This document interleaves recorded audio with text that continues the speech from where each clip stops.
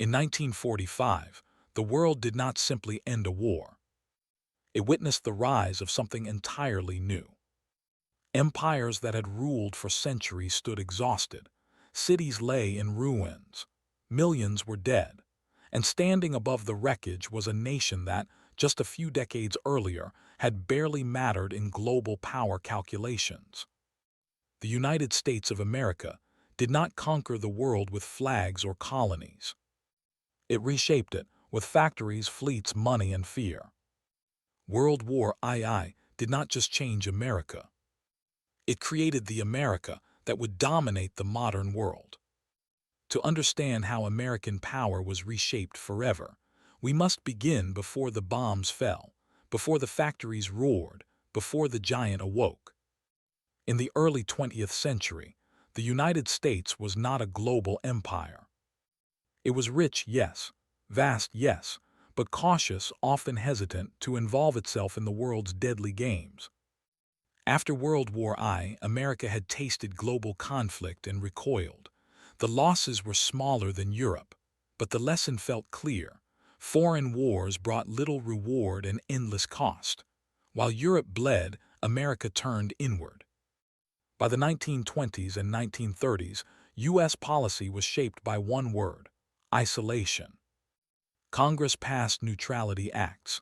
The public opposed foreign entanglements. The idea was simple: America would trade with the world, but it would not fight for it. Even as dictators rose in Europe and Asia, many Americans believed oceans were protection enough. The United States had no vast overseas empire like Britain, no centuries-old colonial network like France, no globe-spanning army like Germany dreamed of. Its military ranked far below the great powers. In 1939, America's army was smaller than Portugal. Its tanks were outdated, its air force underdeveloped, its navy strong but not dominant. America was an industrial nation, sleeping behind water and distance. The illusion of stability shattered in 1929. The Great Depression crushed the American economy. Factories closed, banks collapsed, unemployment soared, breadlines became symbols of despair. This was not a nation preparing for world leadership. This was a nation struggling to survive.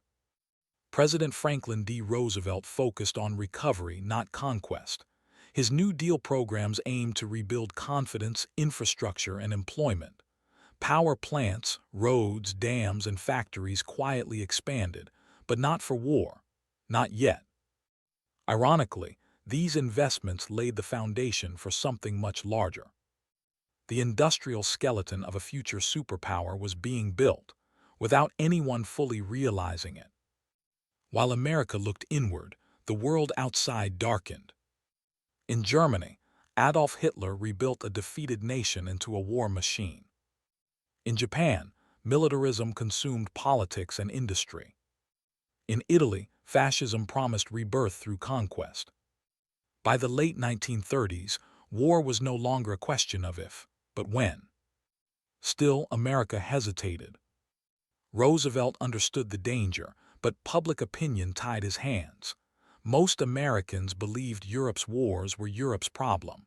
Asia felt even farther away. The United States watched as Poland fell, as France collapsed, as Britain stood alone. Yet America remained officially at peace. Behind the scenes, something extraordinary was happening. American factories, though idle from depression, were massive. Steel production capacity dwarfed Europe. Oil flowed endlessly. Coal, rubber alternatives, food, and labor were abundant. What America lacked was not capability, but purpose. As Britain began ordering weapons, planes, trucks, and ships, U.S. industry slowly came alive. The Lend-Lease Act marked a turning point. America would not fight, yet, but it would supply. The phrase soon emerged: the arsenal of democracy. At first, it sounded like rhetoric. Soon, it became reality. On December 7, 1941, the illusion of distance shattered. Japanese aircraft struck Pearl Harbor, battleships burned, Sailors drowned. America's sense of invulnerability died in smoke and fire. This was not just an attack on a fleet. It was an attack on America's hesitation. Within days, the United States declared war, not just on Japan but on the Axis powers. The sleeping giant did not rise slowly. It exploded into motion. What followed was the fastest, largest mobilization of power in human history. Factories that once made cars began producing tanks. Typewriter plants built machine guns.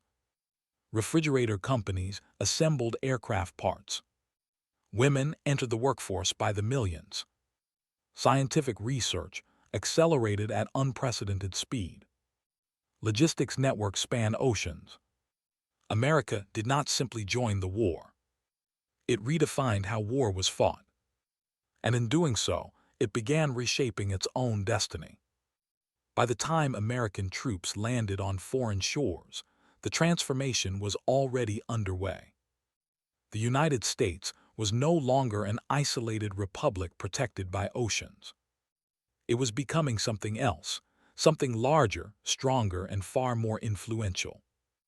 World War II would not merely test American power. It would forge it. And once forged, there would be no going back. By 1942, the United States had transformed overnight. From an economy struggling through depression, it became a war machine capable of supplying the entire Allied world. Factories roared, shipyards teemed with workers, and steel and oil flowed like never before. The world had never seen anything like it. America was no longer sleeping. It was producing the instruments of global dominance. Mobilization began quietly but decisively. Roosevelt's administration created agencies like the War Production Board, tasked with turning industry toward war.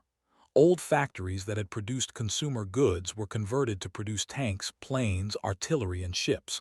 Car plants in Detroit, once churning out sedans, now produced bomber aircraft by the thousands. Tractor manufacturers became tank makers. Even typewriter companies produced machine guns.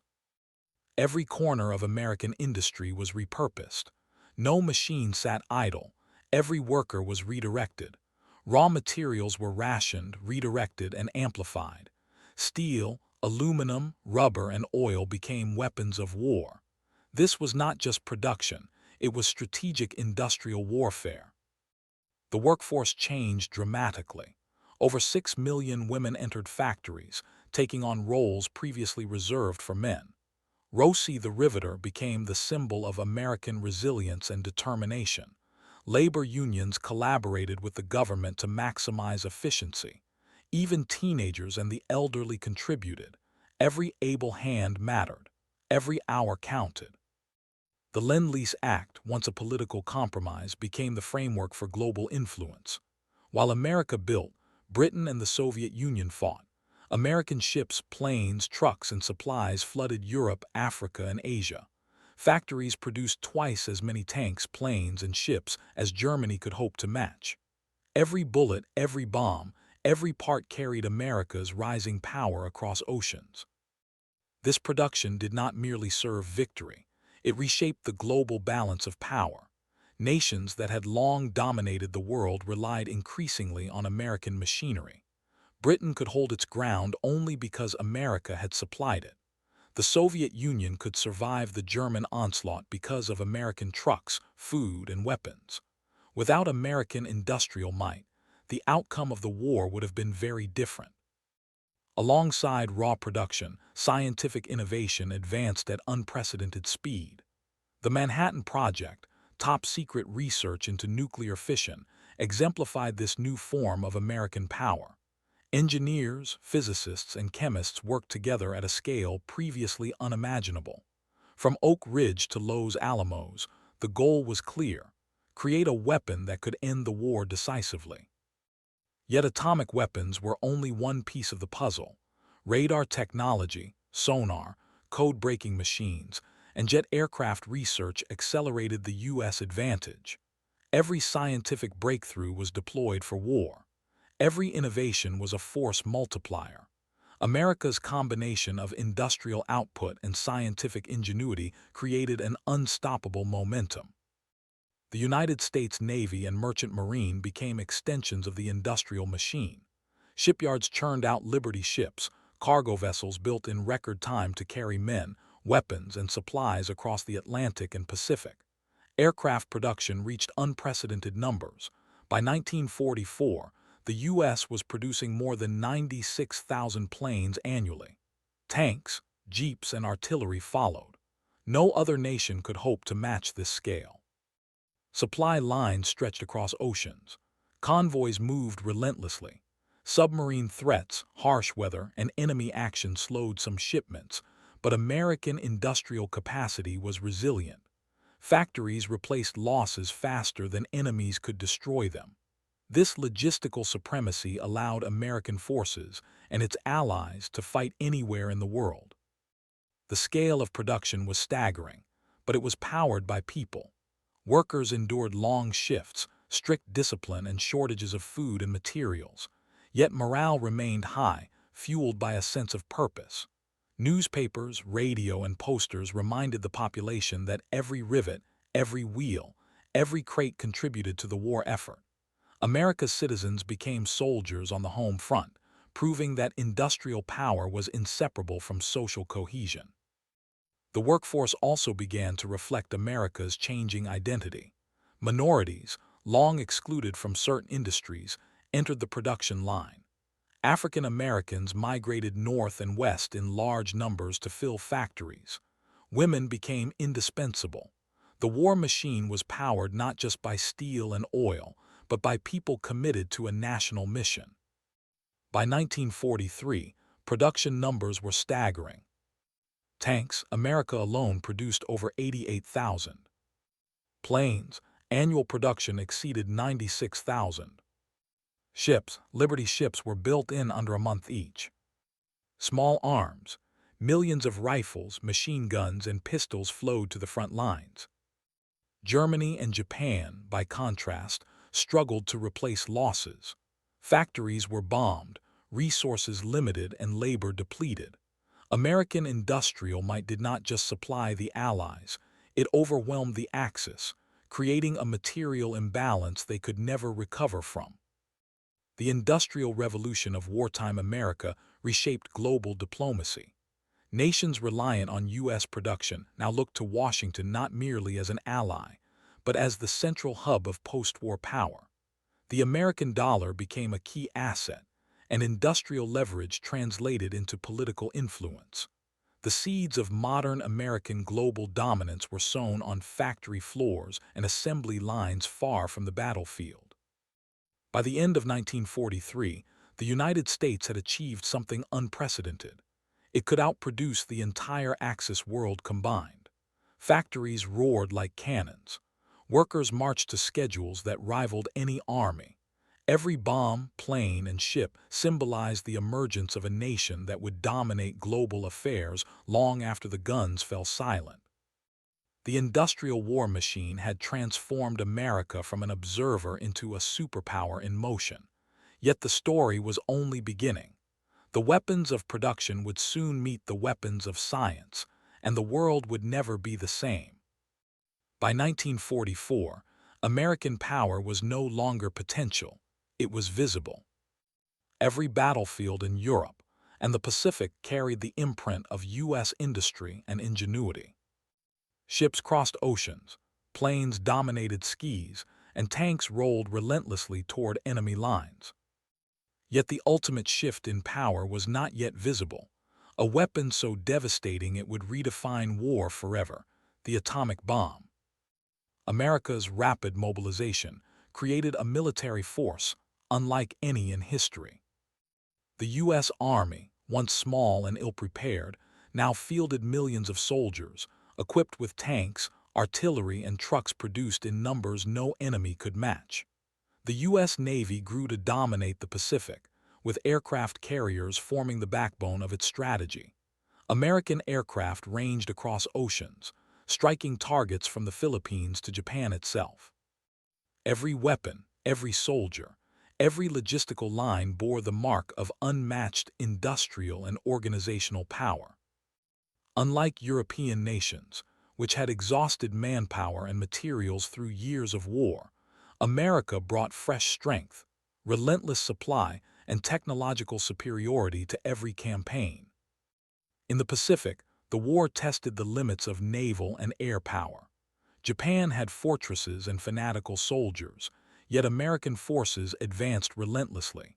The island-hopping strategy avoided heavily fortified positions when possible, focusing on key islands that allowed airfields and staging points. Behind every landing, a network of ships, planes, and supply vessels ensured success. At battles like Midway and Guadalcanal, American forces achieved decisive victories. These were not just military wins. They were demonstrations of American organizational genius and technological edge.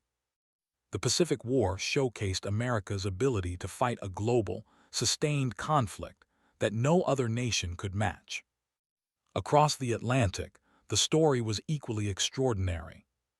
The Normandy invasion of 1944, known as D-Day, required coordination on a scale never before attempted. Over 156,000 Allied troops stormed the beaches, supported by thousands of ships, landing craft, and planes, all produced and supplied by American industry. American forces became the backbone of the Allied push into occupied Europe. Every major operation, from the liberation of France to the Battle of the Bulge, depended on U.S. logistics, manpower, and technological superiority.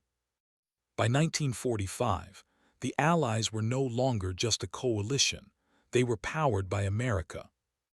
While battles raged, an unprecedented secret was unfolding deep in America's laboratories.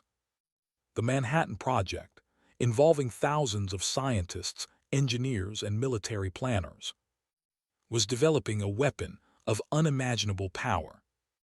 Atomic energy, once theoretical, was harnessed to produce destruction beyond comprehension. Cities could be erased in seconds. Wars could be ended instantly. The Manhattan Project was more than a weapon program. It was a demonstration of American scientific and industrial capacity converging into global dominance. By 1945, the atomic bomb was ready, and with it, America's role in the world would change forever. The combination of conventional military dominance and nuclear capability established America as the uncontested leader among the Allies. Germany and Japan, already exhausted and depleted, could not match the industrial and technological power of the United States. American influence now extended far beyond the battlefield. Decisions in Washington could determine the survival of nations. Supply lines, military strategy, and atomic secrets created a new form of power, one that was both visible and invisible, tangible and psychological. Global leaders understood it, allies depended on it, enemies feared it, and the world had no choice but to reckon with it.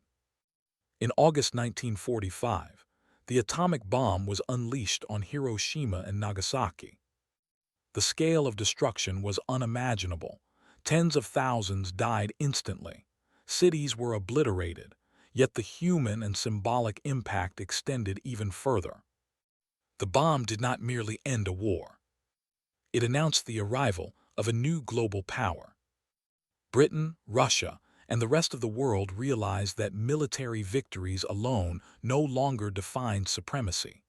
America now held a weapon that could reshape the international order, dictate strategy, and enforce political outcomes. The atomic bomb also created a profound psychological transformation. No longer was America a distant giant, safely separated by oceans. It was a force capable of projecting unmatched power anywhere on the globe. Nations understood that post-war diplomacy would now revolve around Washington, not London, Moscow, or Tokyo. The war had proven that American military dominance, combined with industrial and scientific capacity, could decide the outcome of conflicts on a scale unmatched in history. By the end of World War II, the United States had demonstrated military might on every continent, industrial supremacy capable of sustaining global warfare, scientific innovation that could produce unprecedented weapons, strategic influence that reshaped alliances and geopolitical balance. World War II had not merely tested American power, it had forged a new world order. The atomic bomb was both a weapon and a signal. The United States had become a superpower in every sense of the word. The stage was set for the post-war era, and the global balance of power would never be the same again. The guns fell silent in 1945, but the world did not return to the old order. Europe lay in ruins, Asia smoldered, millions were dead and economies were shattered. Amid the devastation, one nation emerged not weakened but stronger, the United States of America.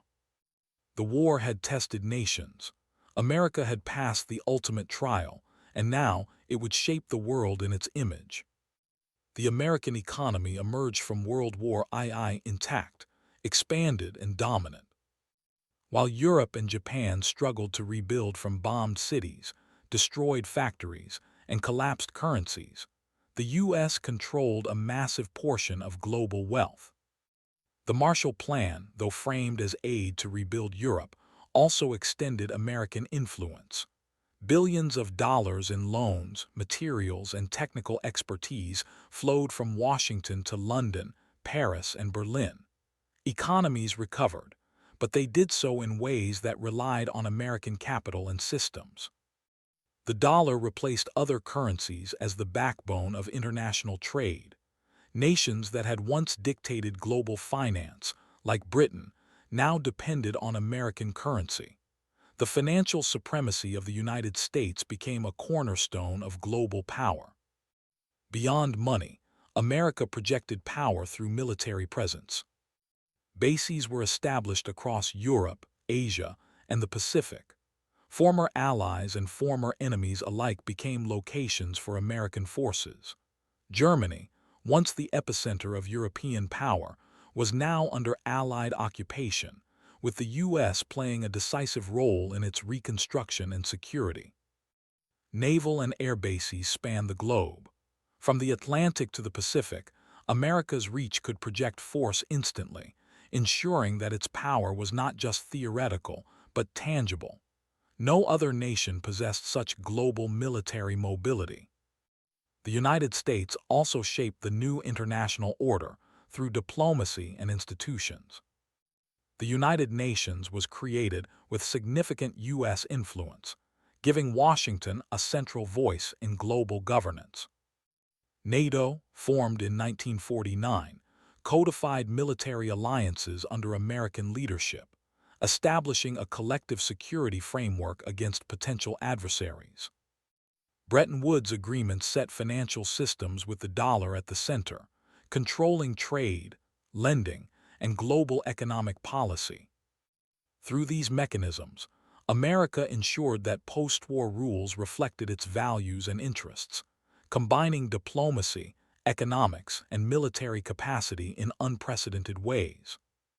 For a brief period, the United States held a near-total monopoly on nuclear weapons. The atomic bomb, first deployed in Hiroshima and Nagasaki, became both a deterrent and a political tool.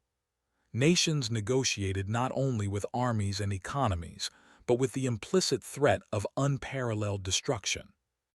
Even allies recognized this shift.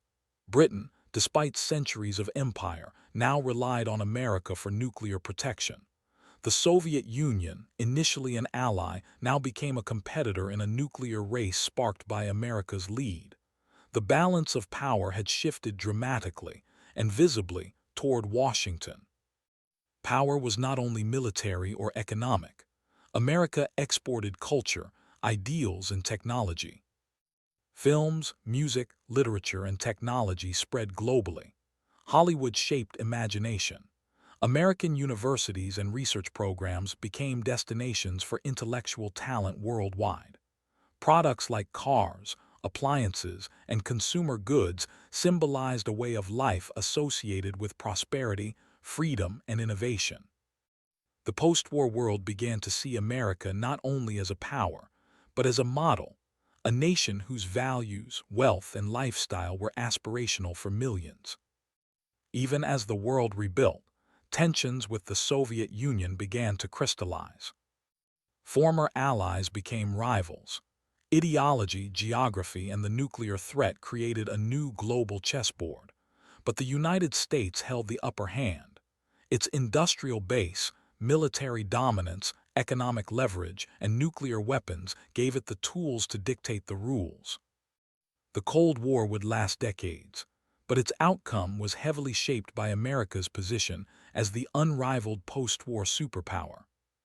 By the end of the 1940s, the United States had completed a transformation few foresaw at the war's start. From an isolated nation, it had become the world's economic engine. From a modest military, it had developed unmatched global reach. From distant observers, Americans had become central decision-makers in world affairs. The war had forged more than weapons and alliances. It had created an entirely new world order, one in which America would be the dominant force for decades to come. And yet, the story was far from finished. The lessons of war, industry, and atomic power would continue to reshape global strategy and identity, leading to an era where the United States would define not just the outcome of wars, but the very rules of peace. By 1950, the world had been irrevocably altered. The wars that had devastated continents did more than kill millions. They reshaped global power. Amid the ruins and the emerging superpowers, one nation stood taller, stronger, and more influential than ever: the United States of America. The war had ended, but America's influence was only beginning. The United States would not merely participate in the world, it would rewrite it. Historians now call the period after World War II the American century, and for good reason. By leveraging industrial strength, military dominance, economic power, and technological innovation, the United States became the world's primary architect of peace and conflict alike. It was a nation whose policies could lift or crush economies, whose military could strike anywhere, and whose innovations defined the future of science, energy, and culture. Global rules were no longer written elsewhere. They were influenced in Washington, D.C. The post-war economic boom was unprecedented. American products flooded global markets. Cars, appliances, electronics, and consumer goods became symbols of prosperity. American financial systems dictated trade, loans, and investment. Nations rebuilt, but they did so within a framework shaped by American standards, currency, and influence. The United States became the world's banker, its supplier, and its guarantor of stability. The dollar emerged as the global standard, and international financial institutions reinforced American dominance. Economic influence now equaled political power, and the combination of the two gave the U.S. unprecedented leverage in world affairs. Even in peacetime, America retained extraordinary military capabilities.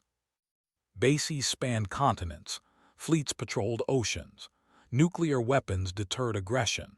This global footprint ensured that no nation could threaten U.S. interests unchallenged. America's military was no longer reactive, it was proactive, shaping alliances, interventions, and geopolitical outcomes.